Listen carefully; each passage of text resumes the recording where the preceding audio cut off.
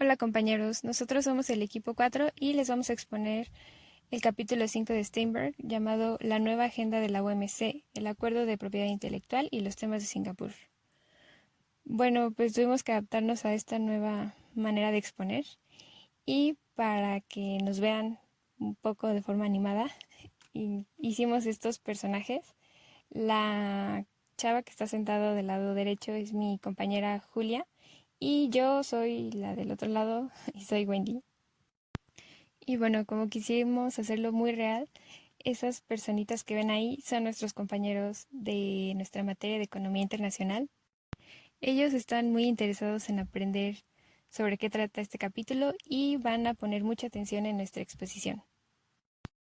Y como ellos van a estar presentes durante nuestra exposición virtual, van a poder intervenir en el momento que quieran por si tienen alguna duda o quieren hacernos un comentario. Así que si escuchan una voz diferente a la de Julia o a la mía, son ellos. Y bueno, sin más indicaciones, voy a darle paso a mi amiga Julia que empiece con la exposición de nuestro tema. Iniciaremos la introducción a este tema hablando sobre el acuerdo de propiedad intelectual, las TRIPS. Este forma parte de los tres pilares de la OMC. Junto con ella está el CAT y el CATS. Las TRIPS es el más corto de los tres y podemos contemplar cómo esta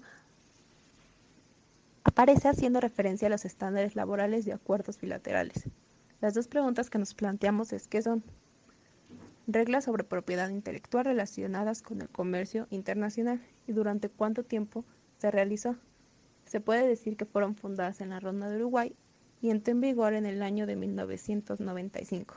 El objetivo de estas es crear un marco para la protección de los derechos de propiedad intelectual para poder aumentar así la investigación y la innovación, establecer un equilibrio en los derechos de propiedad intelectual a nivel internacional y a la vez identificar la difusión de aplicaciones de conocimiento desde los países más avanzados tecnológicamente. Nos tenemos que centrar en que obliga a los países a introducir estándares mínimos para la protección de derechos humanos sobre marcas internacionales, diseños de circuitos de copyright, diseños de circuitos integrados secretos industriales, protección de las patentes durante 20 años e impone límites a los estados. Su lógica no es clara, ¿por qué? Respondiendo a tu pregunta, no existe una clara justificación teórica para ligar la protección de los derechos de propiedad al comercio internacional.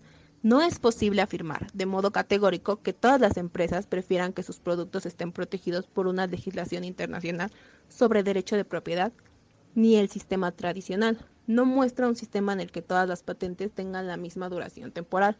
Las TRIPS implican una transferencia de rentas desde los países más pobres hasta los países más ricos, algo difícil de justificar en términos de equidad. Prohíbe la exportación de medicamentos genéricos que no respeten las patentes farmacéuticas. ¿Qué nos da como resultado las TRIP? ¿Qué pasa en la teoría de bienes y de las externalidades?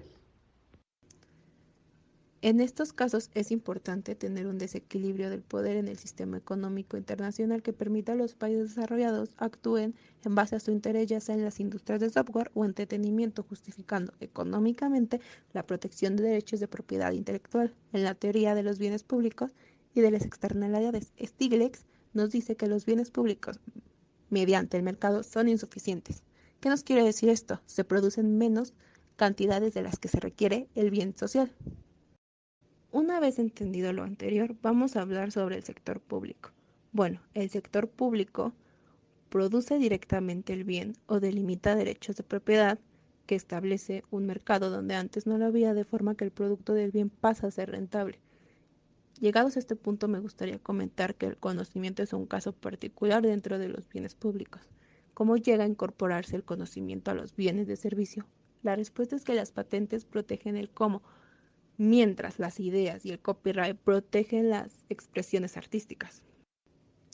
Un equilibrio entre los objetivos de incentivar la innovación y diseminar el conocimiento y proteger el incentivo de las empresas que ya realizan esas actividades de innovación básica es que las empresas buscan realizar actividades económicas.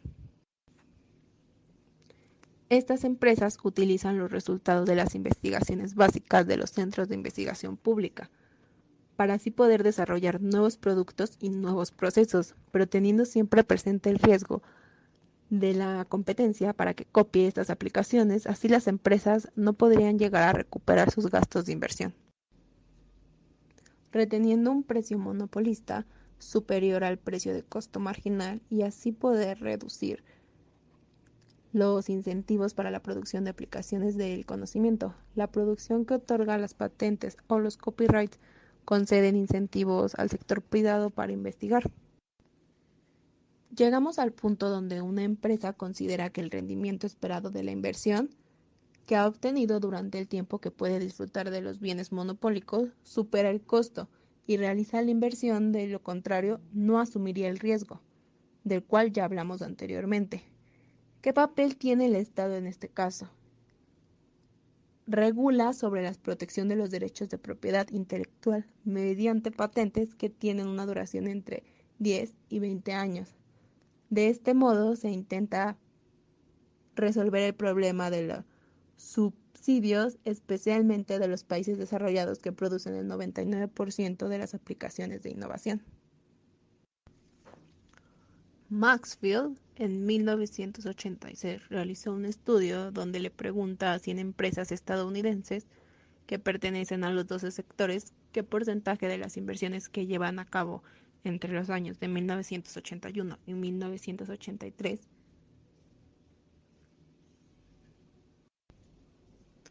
¿Qué demuestra este estudio?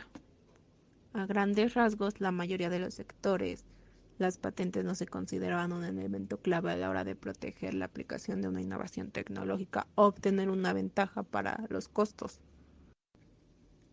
Si estás buscando la difusión del conocimiento en las TRIPS, es inadecuado porque éste está sesgado al favor del sistema de patentes y no considera otros sistemas de protección de la propiedad. Este está justificado por la necesidad de incentivar la inversión y de facilitar la difusión de las innovaciones, pero no existe consenso sobre el mecanismo adecuado para poderlo llevar a la realidad. Los derechos se deben proteger en WIPO o en la OMC. La OMC puede imponer sanciones comerciales a los países que bien no están cumpliendo con los acuerdos, no protege lo suficiente a las patentes, mientras que la WIPO no puede sancionar. Otra cuestión es que si los países pobres no adaptan su legislación sobre las patentes a las reglas de la OMC, se exponen a una denuncia ante un tribunal, da resolución a la disputa en el que puede ser sancionado y no puede apelar en este tribunal si no se beneficia de las transferencias de tecnología y a la enorme claridad en lo relativo. Transferencia de tecnología desde los países ricos, las TRIPS lo pueden facilitar.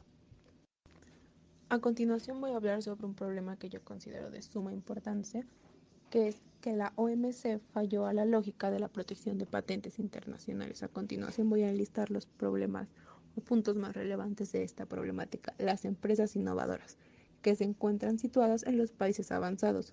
Para ellos no es beneficioso difundir su tecnología, solo están dispuestos a difundir aquella que ya se encuentra estandarizada y por la que no pueden obtener beneficios monopólicos. No difunden conocimientos, sino procesos estandarizados. No existe evidencia del fortalecimiento de la producción de los derechos de los países en vías de desarrollo, aumentando el bienestar agregado. Stiglitz nos demuestra que un modelo sencillo, en el que se establece el conocimiento de un sistema de patentes mundiales y homogéneo que no permite a los países pobres actuar en la innovación de países industrializados, reduce el nivel de bienestar agregado.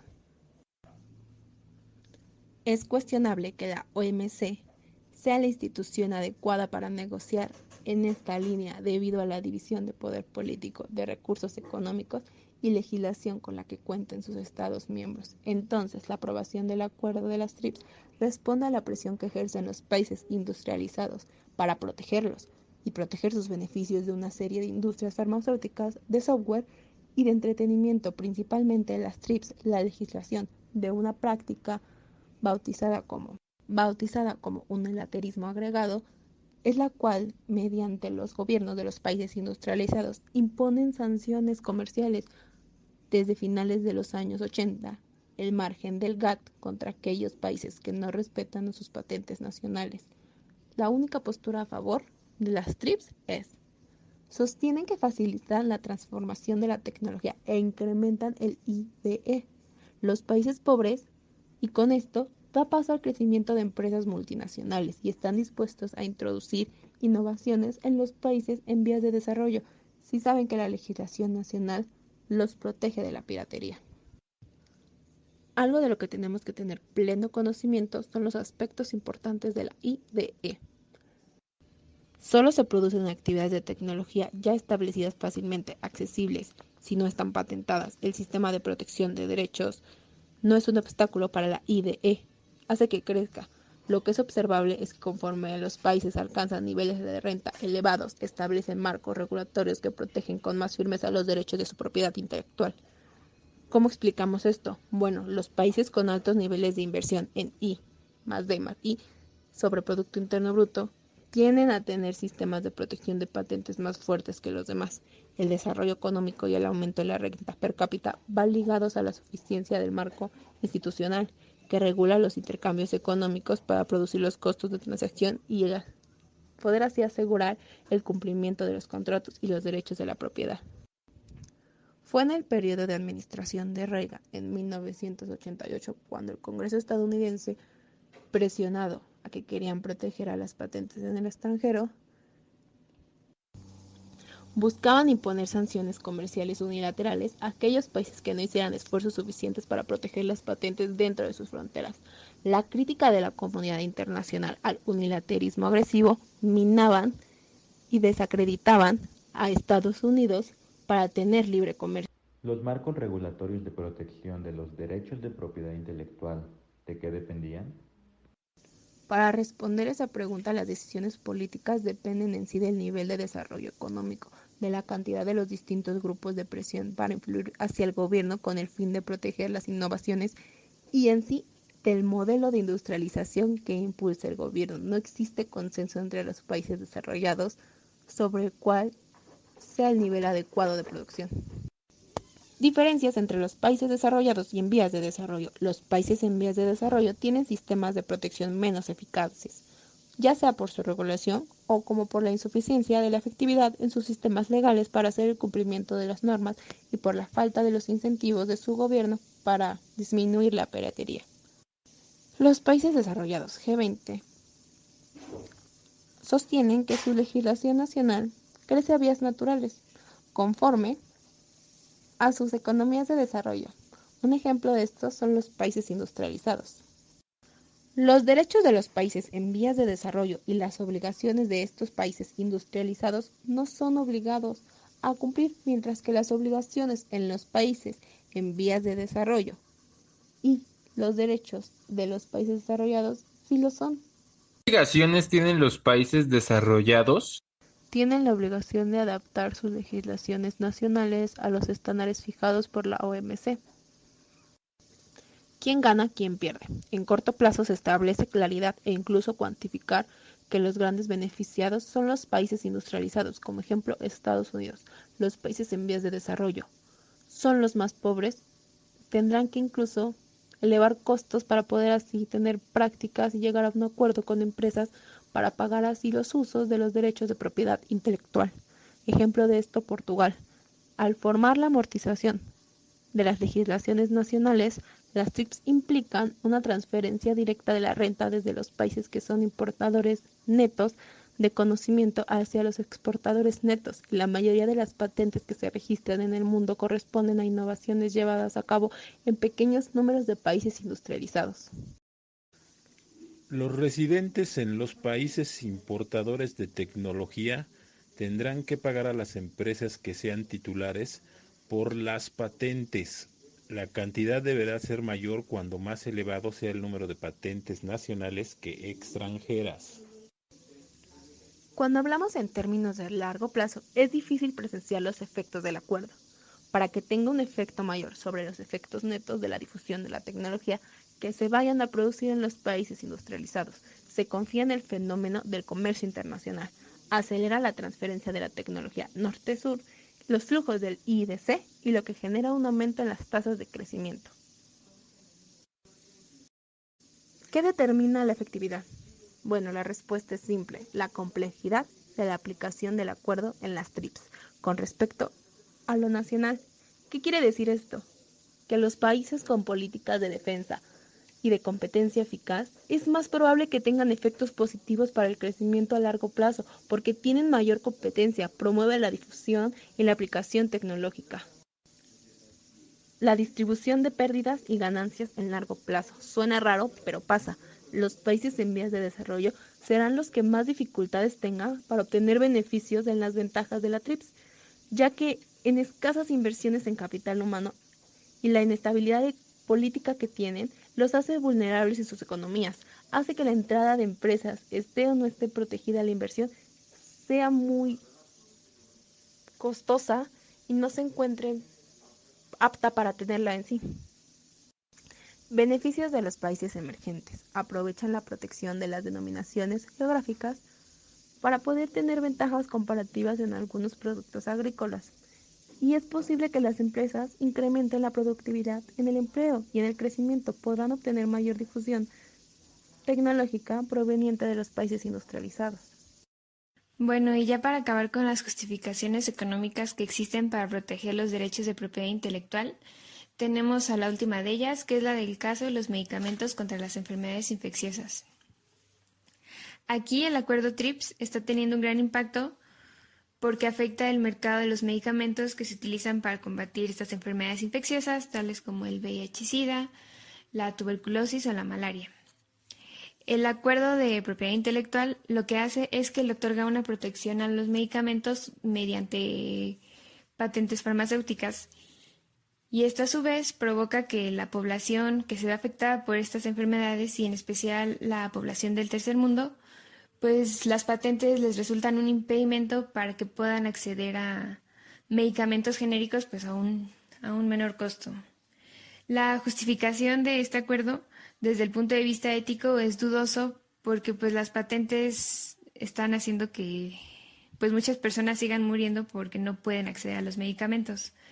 Pero también desde el punto de vista de es una mala eficiencia económica este acuerdo, porque lo que hacen estas enfermedades es que reducen el potencial de crecimiento a largo plazo de los países pobres y prolongan su dependencia de ayuda del exterior.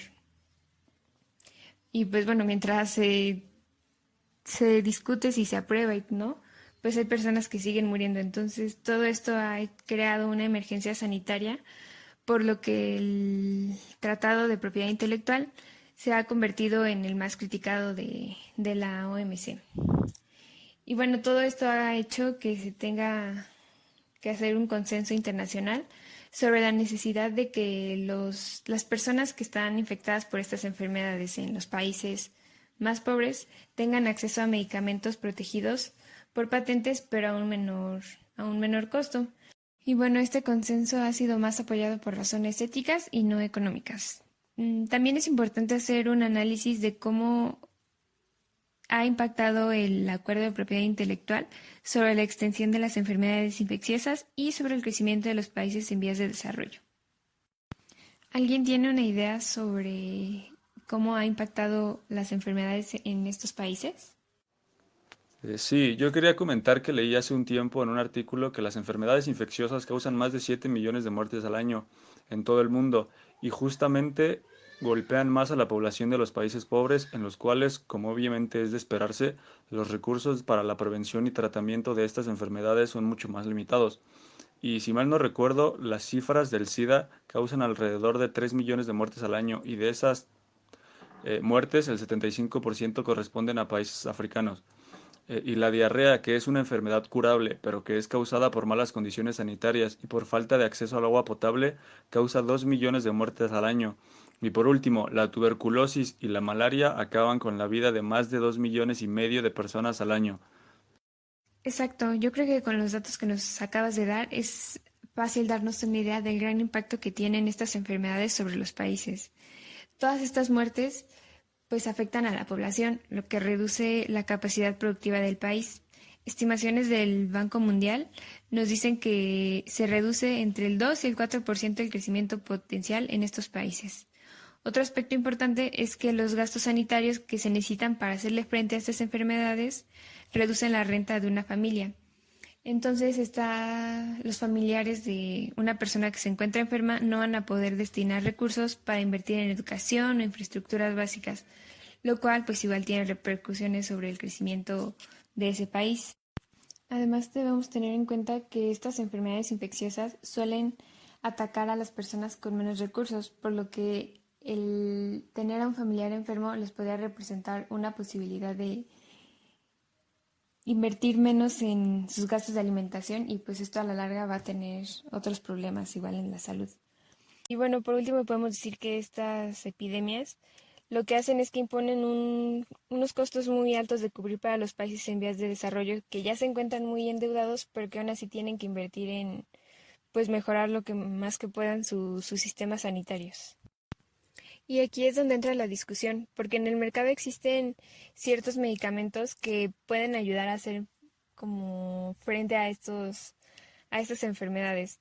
No sé, hay vacunas que previenen el contagio de algunas enfermedades infecciosas e incluso hay como unos cócteles que retrasan la muerte para los pacientes que tienen SIDA.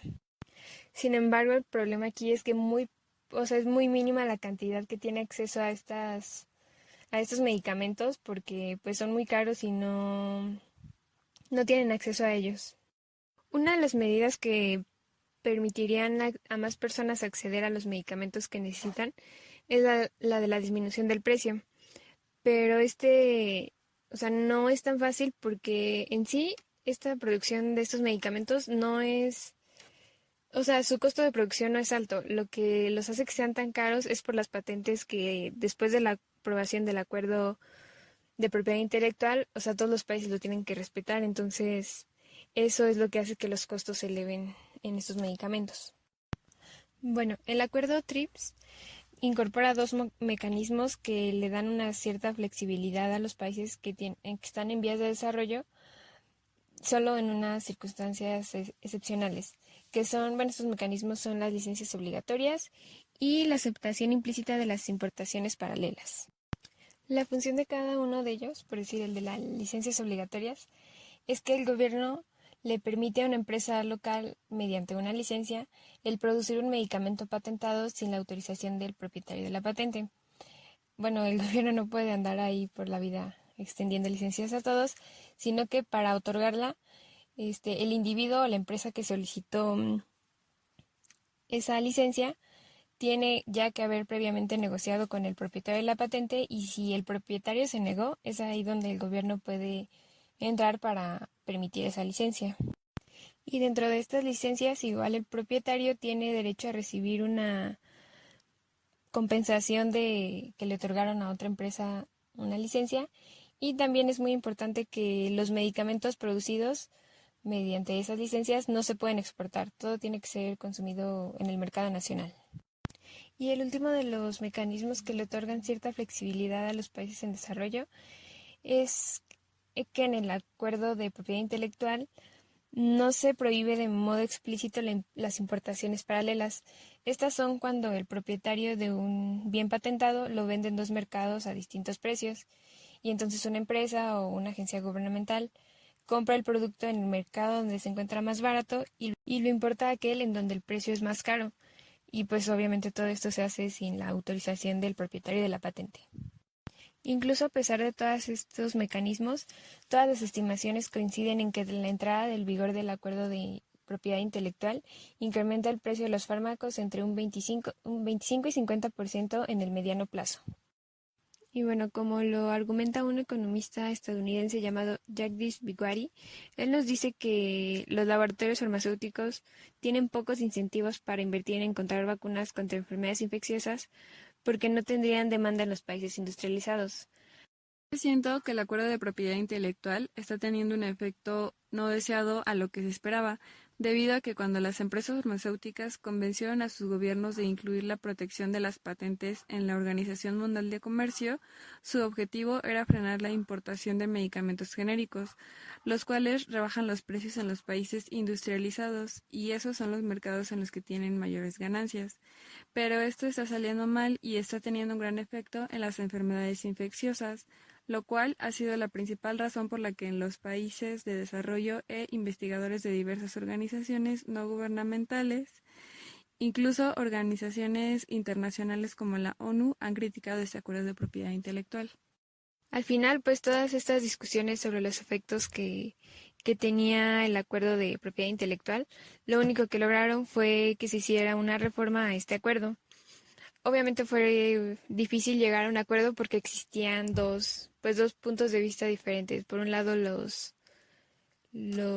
empresas farmacéuticas y por otro los países en desarrollo, que son los más afectados. ¿Alguien tiene una idea de cuáles eran las posturas que tenían cada uno de ellos? Yo pienso que la preocupación de las empresas farmacéuticas era que si permitían las licencias obligatorias sin ninguna restricción, podrían correr el riesgo de que los medicamentos genéricos fabricados entraran a los mercados de los países industrializados, por lo que tendrían que rebajar sus precios y se verían afectados sus beneficios.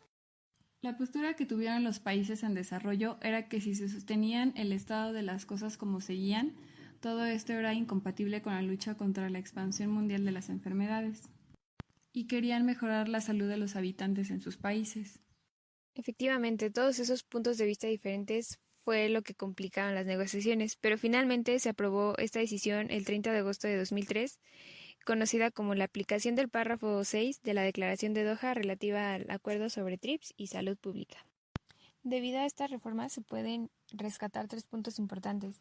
El primero de ellos es que esta reforma permite a los países en desarrollo que no tienen la capacidad de producir o que la tienen pero es insuficiente para cubrir sus necesidades, que estos países soliciten a otros países que les otorguen licencias obligatorias que les permitan importar los medicamentos genéricos producidos en el extranjero.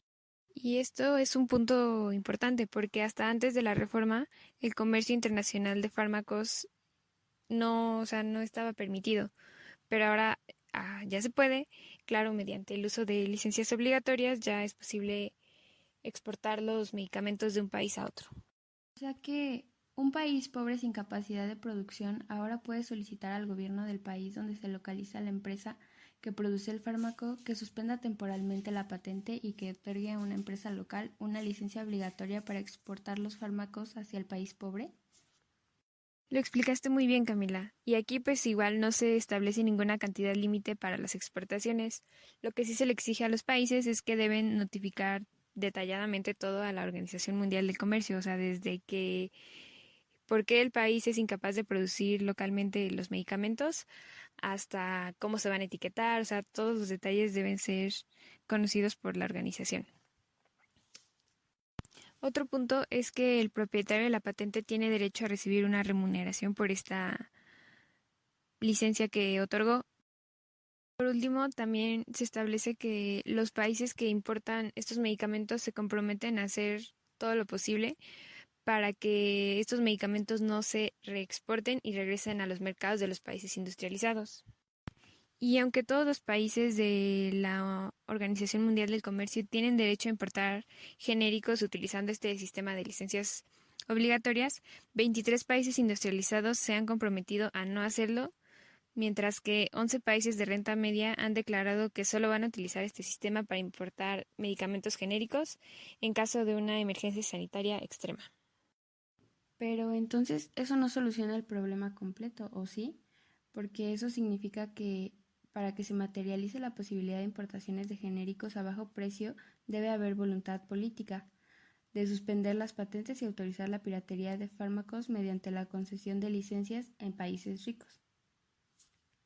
Sí, pues justamente así como lo mencionas, esta reforma es un paso importante, pero no asegura por completo la solución del problema contra la lucha de enfermedades infecciosas a nivel mundial.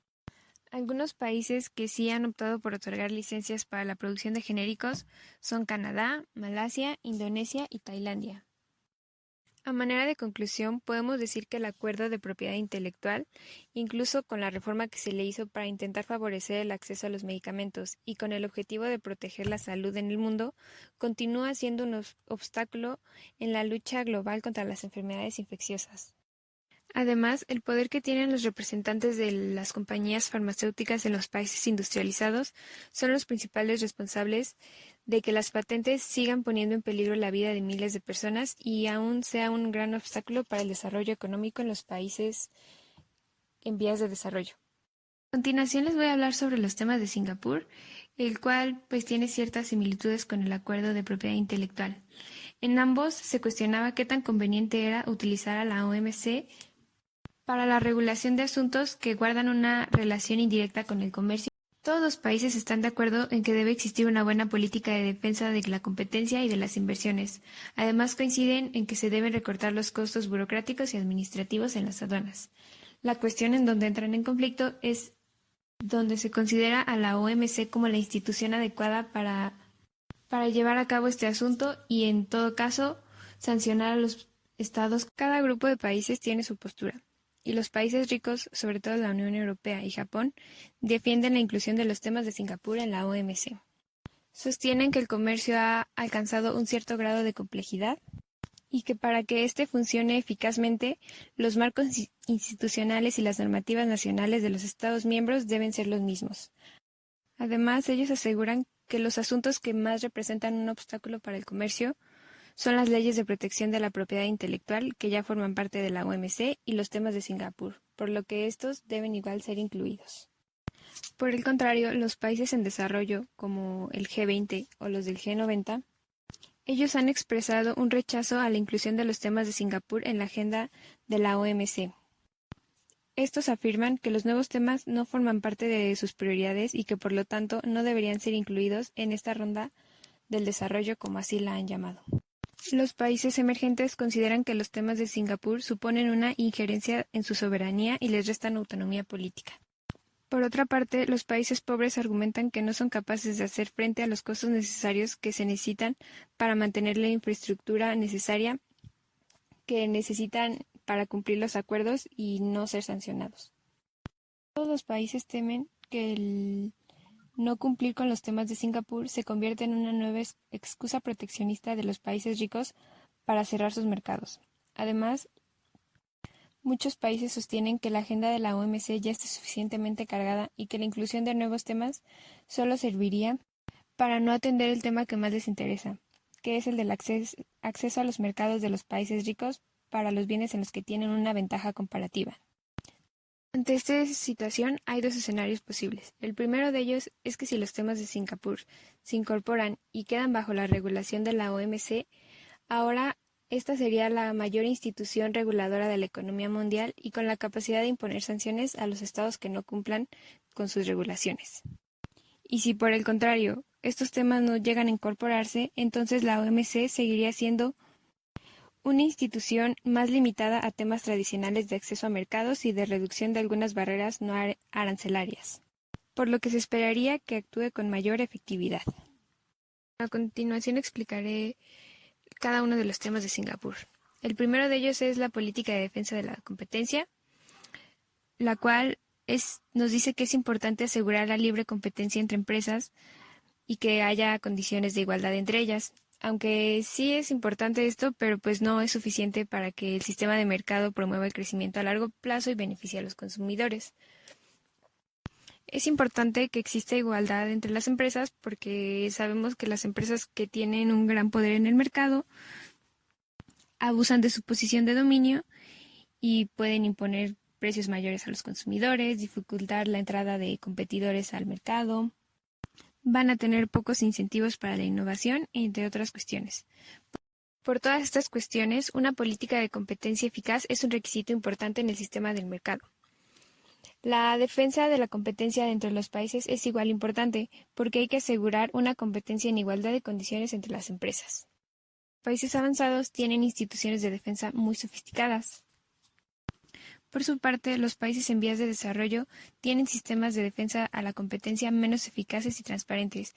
Todo esto resultado de su menor desarrollo económico y debilidad institucional. Es inútil que los países en desarrollo quieran copiar tal cual como son las instituciones de los países avanzados. Esto porque aquí no se está tomando en cuenta el contexto social, económico, político o cultural de cada uno de los países en el que se adaptan estas instituciones, por lo cual es inefectivo y además podría resultar contraproducente. Todo esto debido a que existe una correlación entre la firmeza de la política de defensa de la competencia y el nivel de desarrollo. Para reducir el margen del beneficio empresarial es necesario la apertura comercial y la eliminación de las barreras de entrada, porque estas dos políticas hacen que los mercados sean atacables y obligan a las empresas a disminuir los precios de venta. Incluso hay estudios de que la legislación antimonopolio no tiene un gran efecto significativo sobre los márgenes de beneficio empresariales.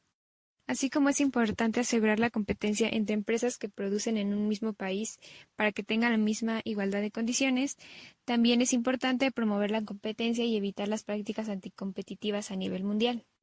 En la historia han existido conflictos que nos muestran cómo, a pesar de que existen reglas similares, las decisiones sobre política de defensa de la competencia entre dos países pueden ser distintas, y esto se debe a que los mercados no siempre coinciden.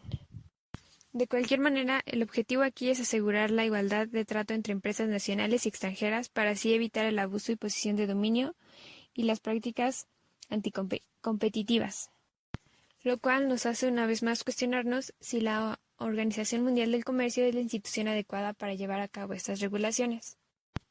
El problema aquí es que el tema de la incorporación de regulación de defensa de la competencia a la OMC ha derivado en cómo asegurar el acceso de las empresas multinacionales de los países avanzados a los mercados de los emergentes, y no en cómo defender la competencia en los mercados mundiales, ni en que los países en desarrollo tengan un trato no discriminatorio en los mercados de los países avanzados.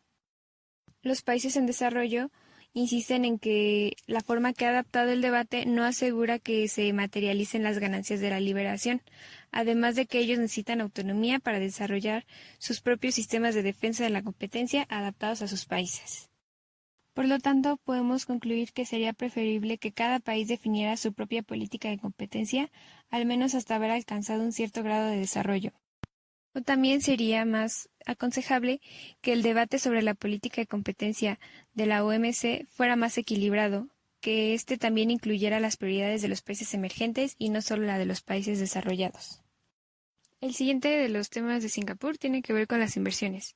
Y bueno, aquí aunque la Organización Mundial del Comercio ya tiene un acuerdo que lleva el título de Medidas de Inversión Relacionadas con el Comercio, por sus siglas en inglés TRIPS, los países avanzados están interesados en extender este acuerdo para aumentar la protección de los inversores extranjeros y también que no se discriminen a las empresas de estos inversionistas.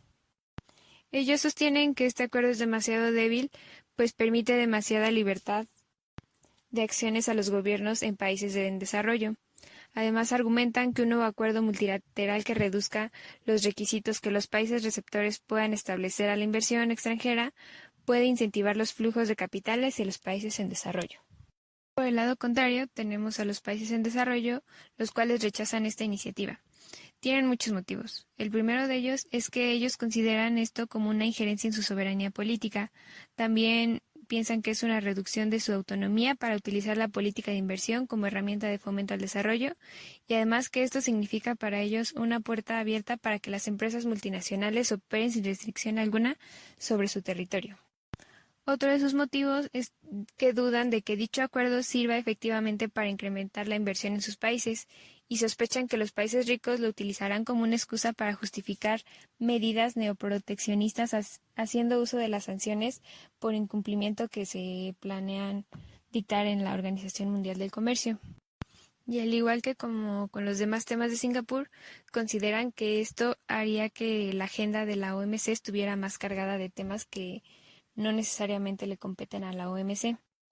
Pues este es un acuerdo sobre inversiones que no tiene sentido dentro de una institución de comercio, y que además hay otras instituciones como el Fondo Monetario Internacional y el Banco Mundial que ya incorporaron disposiciones sobre protección de inversiones. La mayoría de los países han liberalizado sus regulaciones sobre inversión extranjera en los últimos años, pero cada uno lo hace a su ritmo, como mejor se adapte a sus necesidades de política económica e industrial, así como a su estructura institucional. Un estudio realizado por Hardware y Dream Air en 2002, lo que hicieron fue analizar los flujos bilaterales entre los países de la OCDE y 31 países en desarrollo durante 20 años. Su conclusión fue que la firma de los tratados bilaterales de protección de inversiones no aumentan la inversión extranjera directa hacia los países en desarrollo. Y el caso que nos sirve de ejemplo es China, que este país protege muy débilmente a los inversores y es el país emergente que más inversión extranjera directa recibe. Pero entonces, ¿esto quiere decir que un nuevo acuerdo sobre las inversiones en la OMC lo que haría es que beneficiaría a las empresas multinacionales con sedes en los países avanzados y disminuiría innecesariamente la autonomía política de los gobiernos de los países en desarrollo, por lo que se terminaría aumentando el poder de las empresas y recortando el papel de los estados. Muy bien dicho, sí, eso podría pasar. Por eso no parece recomendable introducir este tema, al menos no en los términos en los que plantean los países desarrollados. Podemos concluir que un acuerdo multilateral podría servir para establecer condiciones mínimas y códigos de conducta que evitarían que los países, tanto ricos y pobres, compitieran entre sí, rebajando la normativa que exigen cumplir al capital extranjero con el objetivo de atraer inversiones. Y con esto se reduciría la presión para que los países se vieran obligados a igualar las ofertas que otros países ofrecen a las empresas para que se localicen en su territorio. El siguiente de los temas de Singapur es el de la transparencia y el libre acceso de las empresas de cualquier nacionalidad a las compras que realizan las administraciones públicas de los Estados miembros de la OMC. Esta partida representa más de $2 millones anuales en todo el mundo y en países avanzados equivale al 15% de su PIB, mientras que en los países en desarrollo representa más del 20%. Desde el final de la ronda de Uruguay existe un acuerdo plurilateral de compras públicas en la Organización Mundial del Comercio. Y este es un acuerdo que solo se han comprometido a cumplir aquellos países que lo han firmado. Hasta diciembre de 2005 solo lo habían firmado países desarrollados. El acuerdo tiene como objetivo abrir a la competencia y hacer transparentes a las leyes, regulaciones, procedimientos y prácticas de compras públicas de los estados firmantes. Establece requisitos para asegurar que no se proteja a las empresas nacionales ni se discrimine contra las empresas extranjeras. Nuevamente, los países desarrollados están interesados en convertir este acuerdo plurilateral en uno multilateral, para que se vean todos los Estados miembros de la OMC obligados a cumplirlo y, en caso de no hacerlo, poder imponerles sanciones comerciales. Liberalizar las compras públicas podría mejorar la eficiencia y la rentabilidad del gasto público en los países en desarrollo. Aunque también las compras públicas tradicionalmente han jugado un papel de promover sectores específicos de la industria nacional. Ha sido utilizada como herramienta de política industrial. Y también se han utilizado para potenciar la demanda interna en épocas de recesión. Es por esto que los países en desarrollo están muy en contra de introducir este tema en el núcleo de regulación de la Organización Mundial del Comercio. Aunque también la liberalización y la transparencia en los países de desarrollo es muy limitada. Un ejemplo de ellos es que Estados Unidos restringe la entrada de proveedores extranjeros para la administración en sectores que considera estratégicos, como algunos servicios que presta a sectores vinculados con la defensa nacional. En conclusión, este tema político debería mantenerse fuera de la agenda hasta que se haya logrado un mayor avance en los temas principales de la ronda de Doha. Los países en desarrollo consideran que primero debe avanzarse en la liberación de los temas tradicionales antes de agregar uno nuevo a la agenda. El último y el menos controvertido de los temas de Singapur lo compone el conjunto de medidas administrativas que empeoran o facilitan el comercio. Incluye temas como la libertad de tránsito de bienes, las tasas y formalidades relacionadas con la importación y la exportación, y la administración de la regulación comercial. En la OMC ya existen algunos acuerdos destinados a la facilitación del comercio, como el de las barreras técnicas al comercio o el de valoración en aduanas. Sin embargo, estos son insuficientes y se requiere una constante actualización para poder mejorar el comercio. La facilitación del comercio es un tema en el que es necesario avanzar porque constituye una barrera no arancelaria, por lo que se aumentan los costos de transacción y perjudica tanto a países avanzados como a los países en vías de desarrollo. Reducir estos obstáculos permitiría aumentar los flujos comerciales al mismo tiempo que promovería la competencia y la productividad, incrementando la eficiencia y reduciendo los precios que pagan los consumidores. Considero que indirectamente esta mayor eficiencia podría generar una mejora del clima empresarial y un incremento de la inversión, así como animar a las pequeñas y medianas empresas a lanzarse a la internacionalización y aumentar su participación en el comercio mundial. Aunque no hay una aproximación específica de cuáles son los costos derivados de los obstáculos al comercio, todos estos costos suponen pérdidas netas de bienestar para el conjunto de la economía mundial. Por lo tanto, esta es una fuerte justificación para reducirlos. Las reformas necesarias para poner en práctica las medidas de facilitación del comercio requieren incurrir en costos que incluyen tanto cambios administrativos como de vigilancia para el cumplimiento de esta nueva regulación. Es por esto que los países en vías de desarrollo reclaman que deben recibir fondos específicos, ya sea de la Organización Mundial del Comercio o de alguna otra institución, para mejorar y modernizar sus sistemas de aduanas y formar a su personal. Esta es una de las principales razones por las que estos países están en contra, porque no debería ponerse en práctica una reforma sin que estos fondos estuvieran disponibles para los países que lo necesitan. Porque así ellos están propensos a una sanción de la OMC por incumplir una regulación que les resulta imposible financiar.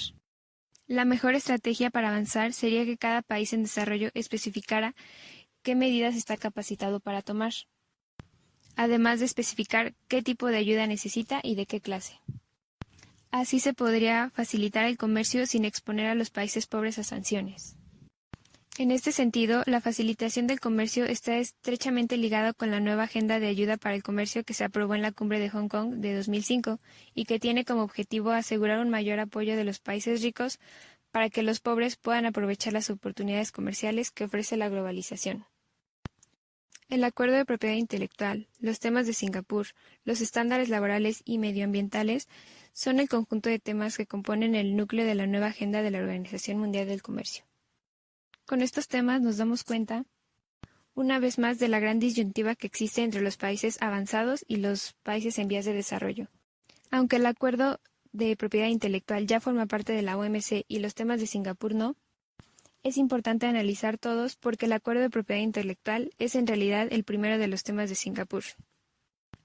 Desde la incorporación de este a la OMC durante la Ronda de Uruguay, fue que se sentó el precedente para que el resto de los temas relacionados indirectamente con el comercio entraran en la agenda a partir de 1996. Se ha planteado la necesidad de reformar el acuerdo de propiedad intelectual para evitar que entre en conflicto con la producción de fármacos contra enfermedades infecciosas en el tercer mundo, así como para facilitar la transferencia tecnológica de norte a sur. En cuanto a los temas de Singapur, se ha insistido en la necesidad de fortalecer la política de competencia en los países en desarrollo, aunque no debe ser mediante la imposición de estándares externos a través de un acuerdo de la Organización Mundial del Comercio. Bueno, y pues con esto terminamos nosotras nuestra exposición. Espero les haya gustado, hayan entendido, y si no, pues pueden darse una vuelta por el capítulo o volver a ver el video, ustedes deciden. Gracias y hasta luego.